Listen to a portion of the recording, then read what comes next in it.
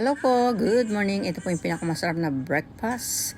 Pinoy breakfast po tayo. Meron po akong daing, talong, sibuyas, kamatis, bawang, itlog at bahaw. Unahin po natin yung itlog. Isunod po natin yung talong na iprito. At tanggalin natin yung itlog. Sabay natin yung daing. Balik na din po natin. Magtatatad po tayo ng bawang. Yung pinagprituhan ng daing. Diyan na rin po natin ilalagay yung bawang at yung bahaw. Maglagay lang po tayo ng konting asin at paminta. Gagawa po tayo ng sauce.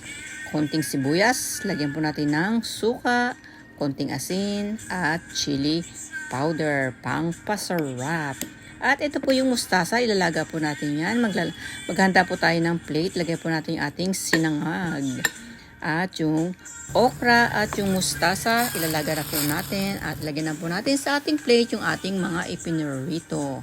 At ayan, ayusin na po natin. Meron po akong kape, sausawan. At ito na po yung aming breakfast. May kamatis, may daing, may itlog, mustasa, okra, talong. Sana po nagustuhan niyo po ang aming breakfast. Maraming pong salamat. God bless. Bye-bye.